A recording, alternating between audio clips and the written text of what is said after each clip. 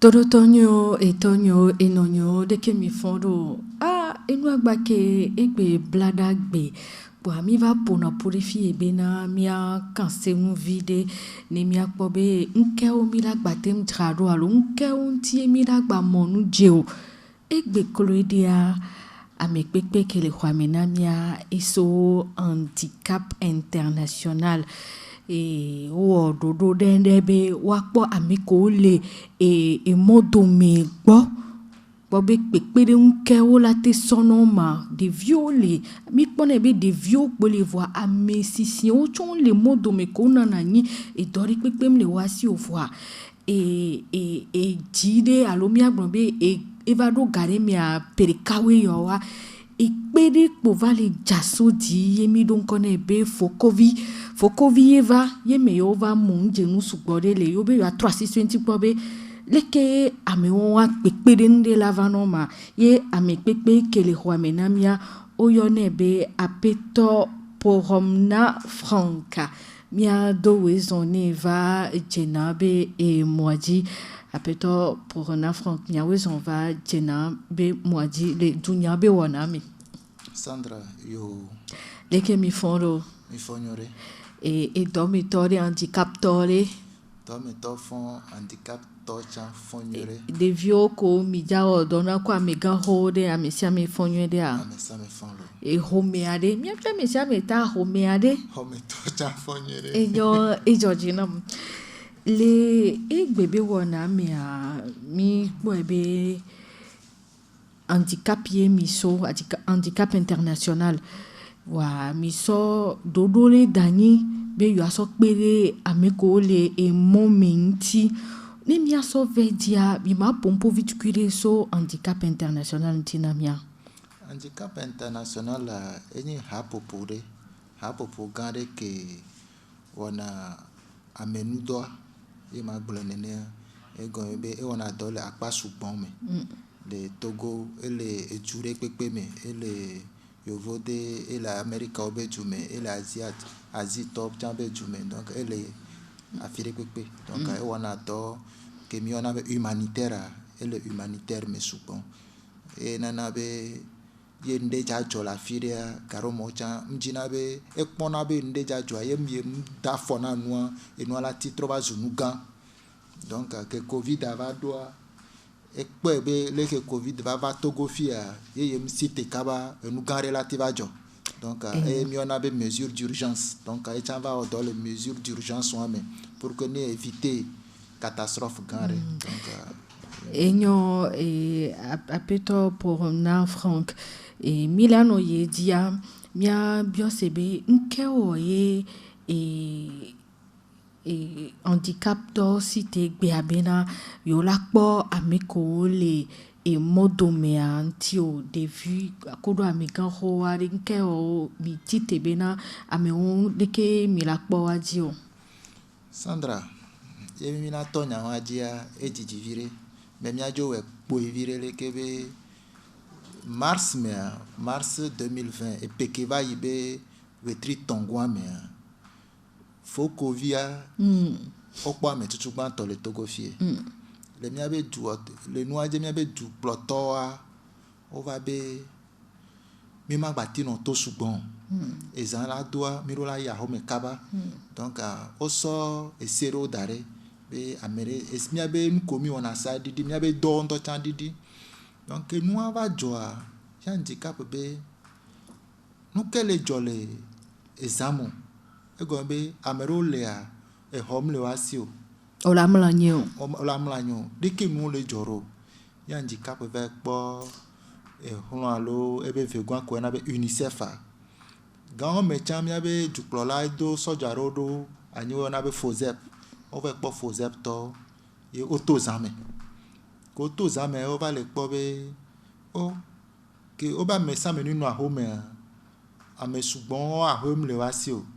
amoko le imodia ojo va totero modi egon be na ehun ngba le yo ese sugbon le be e bloquer frontière otu donc e va na ba amova ti enu fun o va le gbo be amoko nona mome aya gbogbore le wati mi abe juplo la chan da si ndebe o la kpere ke covid va o la kpere ame samedi o sɔn de da ɖe be nɔvisi mi va le kpɔ be amewo tsã nɔvisia wo ma ɖe kpem le wa si o exɔm le wa si be wo la dɔn donc o ɖina sa ye wɔbe wo mɔ bu ŋɖekpe tsã ŋde wa si o donc enuwo tsã ko la sɔ kpe ɖe ame dzi viɖea gaƒoƒo amea ŋte tu wa si o wo va be esi tsã esi afata amewo m ɖo ahoe o fi ko la kpɔ si le o donc esi tsã enyi tukara kɔndzi ko la ya lo wo le doa kafi wo la kpɔ leke wo la kpɔ wa dzi tsã tukara be nya ye funu mi va le kpɔ be ame ɖewo lea mi gblɔna be enum le wa si o me ke mi gblɔna ame ɖewo gba le gba wu eko mi kpɔna donc o wɔ dɔa ezãdome yo va le kpɔ be enu sugbɔ le ezãdome le miabe lome be anyigba ya dzi ne ma se gɔmea gakemeke couvre-feu miagblɔ nenea yoba me sia me ne na xɔme wo ŋgba to le zã me oa gakemeke be to edzi wa gã me ye handicap to san lo ame kpɔa alo ame ɖewo ŋutɔwoe va wɔ yɔyɔ gogo mi be leke be amewo ko nɔna mɔdia wole do ku he yɔa handicap ku UNICEF ku FOSEP woame tɔ̃a ku haƒoƒo ɖewo ka ɖe dzi be wola ya ame alo ame atɔ̃ woawoe to zã me kpɔ be leke lo ame be edu me le parce que wo be dɔ gã eva donc urgence le donc mesure ko la ti prendre ye toto amewo va do go be enu sugbɔ le fifia de mia se gɔmea gakemeke enua to edzi miagblɔ be pirikawoe yɔ le yi gaƒoƒo ame ye mi tɔ afɔa dede zi ɖeka lo mi nɔ tevi ɖe va ŋgboɖo mi keŋgbɔ eva tɔ li ke be afɔ dedewo ke nua tɔ dzia mars me mi to mi va kpɔ nua mars me ke o de esewo to ye nuwo va dzɔ ye mi trɔ va ŋgbodo me leke mi la o ye haƒoƒo ɖe ko na be ZIZ ebe ma da alɔ na mi ye août mea eda alɔ na mi emi tɔ enua dzi mi tɔa ewa wetri tɔ̃a alɔdodo ke ZIZ do na mia etɔ te mais yo ame ɖewo tsã gba va trɔ do alɔ vegoa na mi ye mi gba trɔ yi ŋkɔ kafi ZIZ va trɔ do alɔ vi ɖe be miakpɔ leke mi la tutu doa yi ŋkɔ vi ɖe ne miate nya afɔɖiɖikewo handicap de ɖo ɖa leke be mɔdzinɔtɔwo gbɔ ye mi la gblɔa ke nua dzɔ tutugbã mi le gbɔ be mars me wetri tɔ̃goa me nua dzɔ avril mea miakpɔ be edzi tɔna dzadza ke mi toa mi kpɔ be amewo le mu dɔm lo nuko la ɖu tsã nuɖuɖu tsã msu asi o edzi dzadza ye dzi le dza o la kpɔ amea la tɔ te kaka ela nɔ afɔnu ye dzi le dza zã mea la nɔ nene kaka nu la ke mi va kpɔ be nyɔnu ɖewo le funu tsã wodzo fɔfo wodzo dzivi wo dzivia vɔ la ba trɔ va mɔa dome funu handicap va be leke la o ye ma ti tu xɔ na o eve di dziwuwo na wo ple dziwu na wo akpata eko la ti sɔna kpɔa wo te di dziwua na ekpɔ kaka be emu tsã be nya le ɖe futã me edi mu dɔ na wo ekpɔ tsã ebe edzo kpɔ fiɔha dɔkita ɖewo ye be signé contrat kuwo ye ameko tã wa me tsã edoa le wua wo kplɔna wo yina kɔndzi ye ameko tsã le fiɔ edɔ covid abe dɔa watsã mi wɔ tante vi ɖe mi kplɔna wo yina afi ɖe wo va kpɔna wa gbɔ ke wani mia se gɔme kloe ɖea ameko le mɔdia wokpɔ dɔwa be dzesi ɖe le wanti ekpɔ ebe dzesi mi la te nya hlɛhlɛ mea na ameko te wɔ leke be dɔa wonɔ xixe nua mea ma trɔ va kpɔ statistique ye enyo ke wa mia de mɔ na mi mia ye dzi ye mi kpɔ mi ɖo centre de kakaveli tsã centre wo na be kakaveli tsã na mi mɔ ye ɖeviwo tã me ke enuwo le wua mi kplɔna ɖeviwo yina funu miakpɔ leke miakpe ɖe wa dzi ɖoa donc aku nuɖuɖua mi kpɔ nuɖuɖu tsã sugbɔ mi sɔ yi kpɔ ku atikewo eko mi la ti kpɔ wa gbɔ le teƒea mi wɔnɛ zi ɖeka eke wu mia mi kplɔna yina kɔndzi donc ye kpe mi wɔ kaka ZIZ be alɔdodoa va tɔ te keŋgbɔ ƒe ame ɖewo tsã gba va do alɔ na mi yɔna be start form mi va kpɔ tsã be tukara wɔwɔ na nyɔnua ko le kpa domea esugbɔ wu nu ye mi gba va kpɔ leke mi tɔ leke mi le ƒonuƒo na wo ye mi dzi centre de tsã ye mi kpɔ be tukara wu nyɔnua mi la kplɔe centre pour que be dzi ni dze me mia va trop kengba bi la va trop jo enyo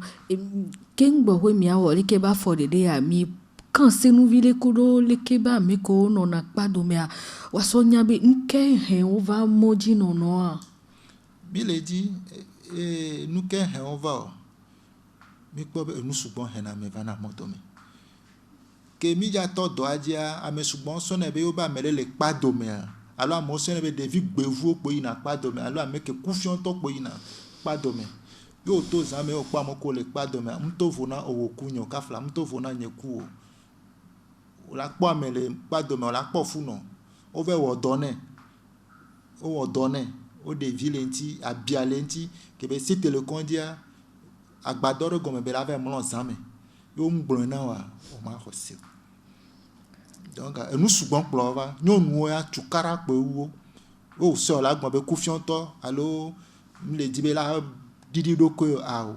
onu sugbon kplo na me bana omo do me ma gbon be kufion sugbon gbon be nyonu won to chan ke na pa do me gbogbo to chan o hron na sugbon kngbe to dun na nu mi ma ti gbon be kufion dede o me onu sugbon kplo na ame va na pa do me mi na kpo ba me ro to chan na pa do me susu enu nya wo ka susu to chan na ka o ye mi kplo no ina konji chan mi akpo bele ke mi na ti pere wa ji o le gbebe nkeke mi ne fia amenene die mi ten doalo le pawata depuis ma gbonbe projet en to di septembre parce que emi ja to do aji mi do la préparatif o chon fo depuis septembre que mi to di ku gbe a emi la compter o mi la mo comité pere wa di ku gbe a mi la 10 000 lome be akpaji dede won lo kakaso yi togobe lome ba akpaji dede kemi wo mi wo hen le wa lome de kamina ti po ame 15 000 ko mdo ho dona ho ame zamu fifi anemia so ame 15 000 wa nyonu nusu devio mekewe sugbowo nyonu we sugbon devi komi pona le pa do me enu vitukuye devi komi pona le pa do me o sugbon c'est que devi o tina po dina sa e mi pona be pa do me viwe amegan ho le wa to le wa no le devi o le wa to di o le pa do me wa chon gba divi le pa do me 16 ans 17 ans de mi la gba so yi di o la funu o la wa po be devi vitukuye o le sigbe 8 mois 9 mois examen la yo la po nyonu de ka be gbo o la po devi 8 mois 9 mois se ba meton amene o la hun devi fono o la no alon me kaka nko la jo ke mi va le kunu me kaka mi va po be devi on na wa tike pour ko la dan ye wa no la ti ve wo nko ja wo examen devi on ye pepere mle nuka devi on la trop so enyo le nyonu ba kpadia penene meto we o mila na nyonu nyang pobe ye mana pore noa octobre passé nam dogo nyon de le pas dome edo 89 ans pas dome pobele kakava do pe won lo nde ba tu va ti pas dome nde va tu va ti pas dome e la ho menuere totoji ele pa a ho menuere mais que le pas dome elle a ti on sigbe 9 allo et puis ame wo le pa ma sireke e gon be le pas dome ga kan be le do 80 ans que mi ton kuku me famille aena obe kebe le chien obe kafla oba zele de fune tukara mere pe ngba lo po o tutu po e chan va no modo me fu do lele ku no onu bebi ona nyonu kafla ka ke mi pe attention chan kele de fune e ke mi la ti wa mi tewe e ke mi ma ti wa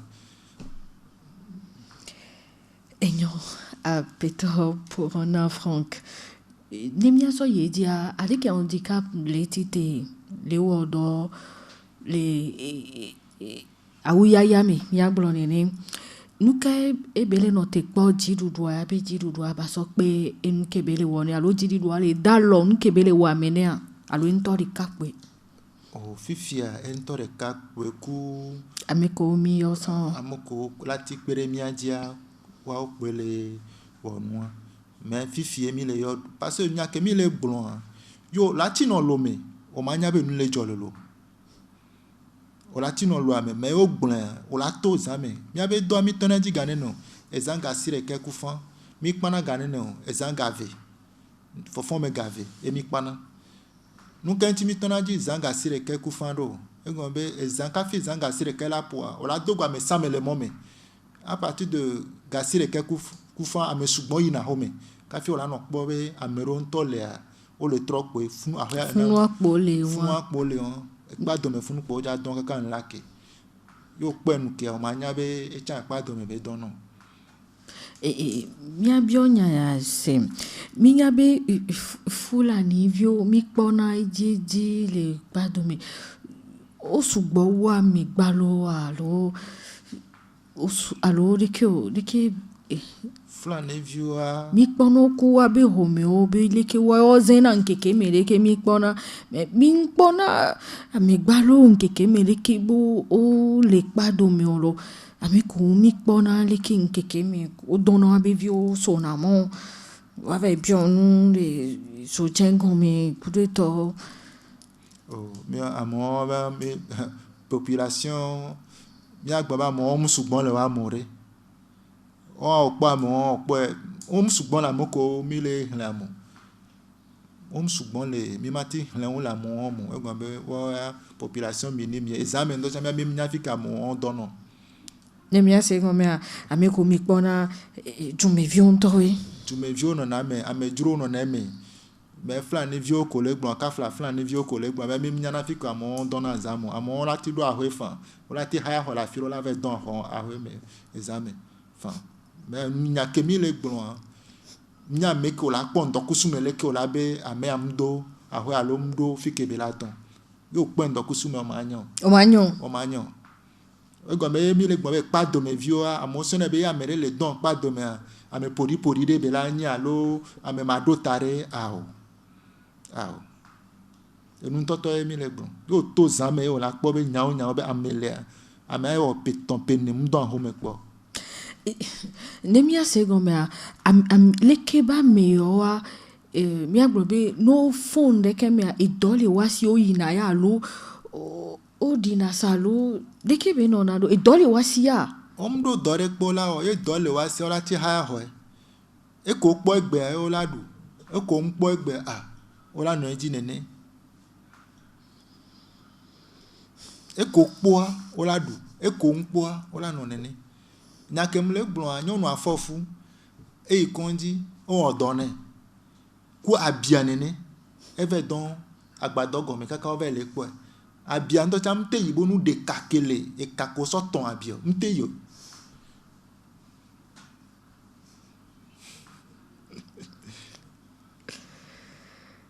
enyanto le jo nyang dogo nyonu de octobre passé npo egbe fule si nke am so mudon yi ne obe e ikonji kem troba nkeke tongbe e gboku de via mlon mon de tome fun azaba vitkuire me e dile ja e site la de via ra lo menene kaka e dia javo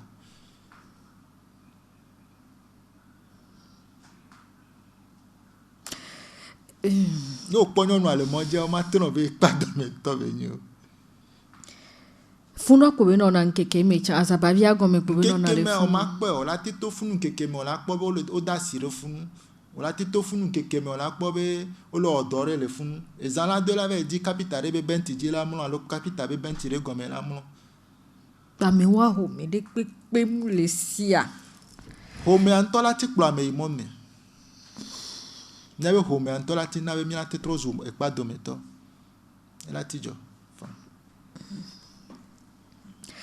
toro tonyo no nyo enya wa me be nya eva joy gbe ya wa o le gbon be amike edv o odoni wa o gba le modo mi ya me do la po nkeke mi no to no be modo mi be le o ra ba je egbe a mi gba le nyanu sugbo ke o gba jona le modo mi examen na mi sia mi sota do e ba badi le mlania amola ho mo le gbon be yo le ko he mi ko to ame ko le modo mi de ke mi la gbon wa be ko he aro ne mia so ye dia mia nya mia bio sebe leke dodo le yido fifio projet ade dodo ke le ari mi so da nyare de ke be le yido fifio akpa ke be va donner fifio akpa ke mi do fifia egon be fifia mi le so et doyoyo alors nous que mi na be santé alors soin de santé so le yiwa gbo egon ba me on to nya be yo ja be bio yo yi konji fifi bo nu po yo gbo nde pe mi le wa si o la te o ma ho o fan donc à mes souvent le mode demain examen garo me examen ami plan na devia me ton la mené ku urgence mi so ina kondi examen o la be pe hozo et le fun garo me deviro no na di me wa no mu nyana ndo tambe devio le di mo mi na plo e kondi donc mi le soin de santé à lei na o gasia game mitona alo fifi ke mi bobe o levo eko lentete na mi apo mi so ina alo gamele mi asi se be gbe blada mi la to mi la ve po alo egbe yawo re gbe mi la to re po alo gasia game azon ya le de mardi à vendredi lundi à mi sona lundi so na préparation parce que nous commis sotona et nous soubon nous commis sotona abati ole olati po boss gbe konji nton ne nous ke va wa e po la so yi konji zere ka ola gbogbo donc fifi a funu mile fi ke mile fifi a mile ji amesa me ni nyabe ndele jonene mile ji amesa me ni nyabe ke amo komi abe vulnérable ba le me ou fifi ade mianto peso wona do alo mi hwamido ko penare miancha alo na mirinto di le do ko mebe ya pede handicap tonti le kebe azon lisonzon ya mea de o tem gogona mi fa ne wacha no be ya o yo be pepende ya o dokudo mi fa Sandra na kemle gbon ya Edouard Fort. Les gens qui ont quelques fonds, ils ont cité la home. On a cité la home. Kaba, gasire quelques fonds, on les gars qui m'ont molé à home, on les dorme. On avait quoi mon co le mode dorme à bobo, on l'a bobo à bobo. On l'a va non pas, font me gaver. Fifi a un temps gaver un toi, on l'a bobo à mon co y a fila fifi on le va ya.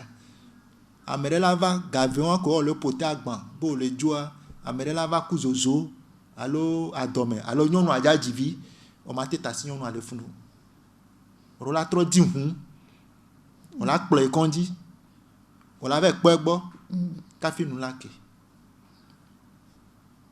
o pe do le pe be tukara e be ni do am fo e nti em le bioro do am fo donc ka fo la o do a o ton la do dibe o ja pera mentie sinon on to kele idoa me ayo mnya on to la tisi jo le do agbo e go me soin de santé ami plona mi fifi mi le soin de santé ale yina o ka fla amele gbon be edivia meton amevia meton ya mi konji gbo nyonu o le wa do me o ba meke do fu na ma e la na gbe ka fi ma ve dafu sigbe be ifu adape ndejo amela ho conséquence anene mi npo be nya sugbon le be nyonu o chami la fion onu sugbon nyonu fo fu e be ka fi la ve dafu ameke do fu e la na gbe mi la tu fen lo e lo la na gbe e ga nyonu ni ga o nu ke mi so ba ne anu afata e la ikonjo la pe gbo fata o la odo o la po la o ke bele gbon be est-ce que gabe nya ya ye la na gbe a ke mle ikonji o a e ga e bele vona nuswa alo de ke o e se ai musu era degbe de ville le ntobe la médecin o ba bota fifia ela be e musu am degbe ma ti do abota na de vio me de via hozo ele de via da lo me de via jedoa ela be e musu am degbe ma ti klo de via ikonji o de via hozo ele da lo me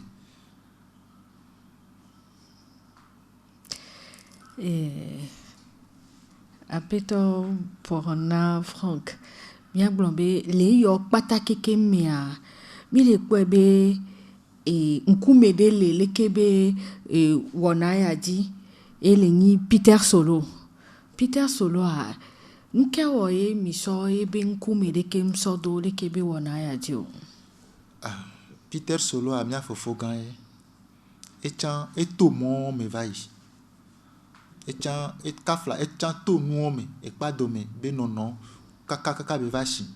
mais yo egbe opo a ete to le me donc pa do me be no be to hajidia kaka be vashi mais e no pa do me ma u ben be nu se me egbe eto le me donc egbe mi le di amekento CVVA que la gbon mu kento le jo le nu ame enti mi suedo que mi suer ebe la organisé concert coup de vieux et la fion de vie pas de mes vieux le coupe au dinaha le coupe na guitare ye mi au projet à voix de vieux on t'on la ti so guitare on t'on la peu on la ti di ha même toi ti mais on la ti di ha ye pono bien ton tiens on na on la ti dunu et de vie de kebe de vieux ko le da fion noir et pas domi be vieux allo de vie de pepe ye latim vangolon ko latik ba po gomele le kebe nu son franc ya me de vieux et pas de mo dona de vieux dona puta et de vieux dona fleur jardin de vieux dona ko de via copé funu ko dona ye mkea on va on a stage à l'egbo les fico les level desk les adinomoto les adido comme modi ye trop doigt de vieux ba trouver dona avec pas domaine ni de viro ni be o le pare me alo ha popore me aw de vieux on to pas de mo po le po wan to vana on va ofiono le ko po na guitare ofiono le ko dina ha ye ezando po wan to troina fifia de kemile po de vieux ba for de do le de kebe nous son me de vieux ele o considère ton et nous subon trop le wanti ma gbonbe de vieux ke mi pona le pa do me ye amesa me la ti do di vire et la don de vieux en ba egbo be va o nu akuma mi po be nous subon la trop parce que de vieux mi le gbonbe mi pare me de vieux le mi pona o va non aw de vieux pa do me pole ye mi ve yo no yo va na o plana nu même to no fifia de vieux va na fun wan to le di la ho nu wan to do se e gbonbe de vieux ye di vire le mi asimi yo de vieux be mi la on de ku ni be mi yo egbe po mi ada paro aja lo mi anya o aw de vieux veve se le la mena o sugbon didodo Peter Solo nto so dire po e kpo de vieux so kpo na de vieux e so kpo de vieux fi o pe e tro zuato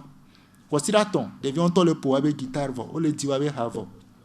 o ja présenter concert re Firagbe le institut français yo to no be considère ton po de vieux kpla nu de vieux tro nene o ma hosi donc mi ma gbon be e pa do meton po et mia jena le wasi concert wa ke media wa e media fion be e pa do meton jena o do be jena si ba messa menene e gombe personne vulnérable mais plus vulnérable balé ke mi gbona personne vulnérable même sona e pa do meton do na mu amerom tutam nya be amele divi e via e pa do me de via changba le pa do me batlo divi e le pa do mo yami dogo amero ami bio abe o enu afunu po no yen ku ton yen mama nya afunu po bele won enu anya chan funu bele won de via le funu egbe o to na de via be ni aho me e agbo ne pe ngba le wu won mais mi do la tro ne be nku le ke mi pona mo ro mi do la tro mi abe pokpo le waji 3 semaines considère ton pour Peter Solo va ele de vion e o po wi fi otro ni e ba o so le kplo do wan to pe fona ndeke me kpola be njava ola va wonu e tro mo la tro ifi ko le enyo fifia mi ambe Peter Solo ntom le mi ado me fifi ne ba pompona mi so de vionti do de vio o le vo e karijibi mi anto mi so nkuvi so kpo de vio we le de vio me apenene me vio ni de vio e pas de me via de vio de vi ko te va les son noir de 10 à 18 ans. Péo, so Péoini. Oui. Dès que de vieux Amérique peut so bad ngo domena one talk be cité. On va ko pompo kudo kwa otite. Ye ko va dès que wa ba zoni son aller non do les nous serons peur. Ko be to non ko ja va o son no afion autant nous dit m'yebo odo Adam now promesse now autant nous dit autant no be leke no yina ke wan to be mawe dodo de leke mi so chan de vieux mais alors de vide pepe ke o gbele aputa afi ko gbe mulona kwa dodo de pe mlo de vieux afi ko gbe mulona kwa ki mi gbe gblo no kwa wan to pe so va chan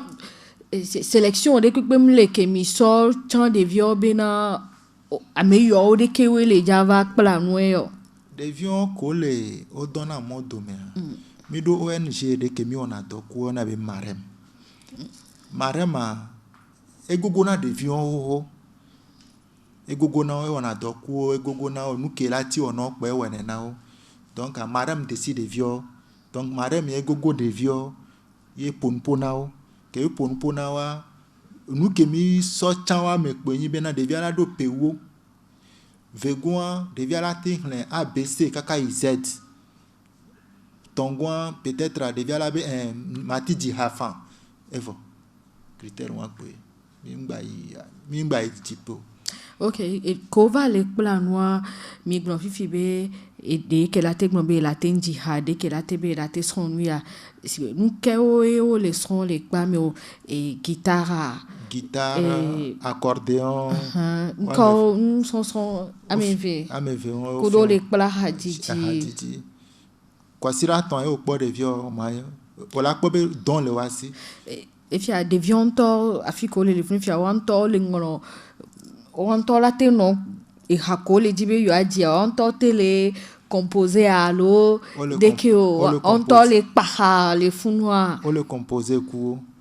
donc elle est dit mi la pon firagbe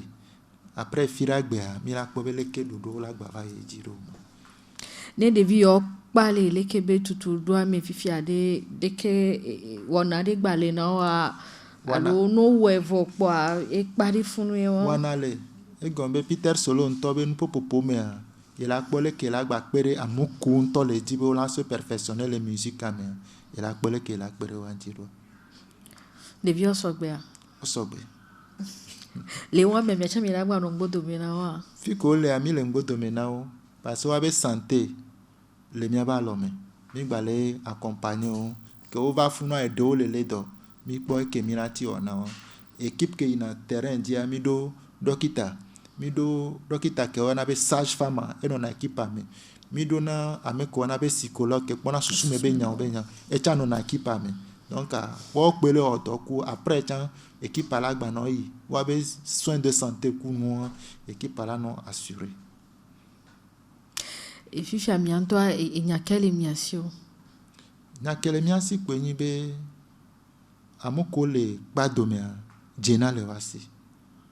et mi ja prendre mi ave décision wa mi a tenir compte na wa chambe wa chonle généralement bore onro na be amo ola po omdo wo mo ye nde jo kafla ye sojo do fun fifia amo la lojo parce que amesan betan me pe yin be na ke mi ba po le asigan be fi examen yo mi gbevu anu ko la ba o le fi ogaro me anu to le wa mi abe ba no fun ora ye nu jo yo va la lo apatanjo donc am ni wa pata ni gbevu alo mi wa pata ni enu bara oto ko ame nu wa me chano ame nu wa me to chano na o le funwa odo projet o keke amisi amiri wa do me odo projet amo sugbon le fun odo projet mais l'école on a réalisé projet il y a décision gouvernement change à prendre décision dans nous donc quoi dit mi trop vonu ni to mi trop a pas bagba yiji o ni kafla ye ma glonyaria obe fovi covid va lo ewa fo covid fifi anyam nya bo wa bota lo mo abota ni gbagba bota mi ngai bio ma ni mi pare fi ma to no ni de ku ni de o ja be abota wa o ja we fifi o ja so mare yi o la so carte so yi est-ce que amo do carte est-ce que amo do carte ke o ja wa abota wa gbe o bonu so carte re ya o do carte amo mdo mare po mais do wa va to no wa do me funu anu ke do wa la wa ela sen edoa la ti da doa la me sugbon di me edoa ti wa be rozo me edoa cha la gba no keke la no keke ola no nye me we baba do wa me po ola no enu donc et mi ja prendre une décision mi adoku ame o change karo ça mkele nyanya menamio azon izonzon ya me mi acha mi va do ejesi le alo le mi abin popo fifia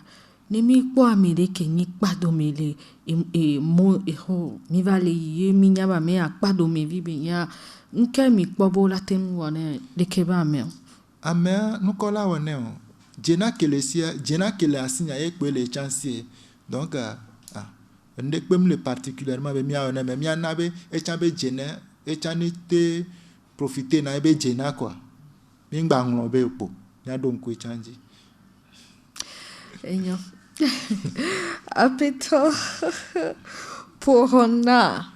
et on est franc mi dak bena mi de mi abe gamiata do e bebe wona eva le setere fie a mi dakpena mi da ke mi denu gomena mi elu sugbo le mi nyo ro ame gbogboro le anoto kaka ove wo wa be do kaka no gbo da ho mi on gba nyana be endele gbasenu wo fa wa cho fi ola to no fi be yo be problem ke yo le do ku hento lo fa ku hento ti hi anu emi acha mi pone garo mo be na amoko dona devion pe dona pa do mi nu ke mi le jemian blanc devion be ngbo do mi amerole ko shinwo et devio c'est que o tina pole nu do mi pa e wo po mi pona donc emi ja bususuro devi ko le pa do media mi abususuro wa to ku wa tasi ku wa da dan kele wa chon le pa do media ngba nglo be wa chon enyo akpe no so Dorotonyo akpe ni mi achambe mi awe no mi anti emite we gbebe wona nyabe mi la se musugbo la homeke la tede mi adia wa mi sia mi ne yebe susu mi ba pobe de kebe la gba tenjra ebe nu oro ma alo egbia mi abevi Sandra Anthony eye pe no mo anu e wona ya e pe mi vava mi so blada gbe chan mi agba dogo bye bye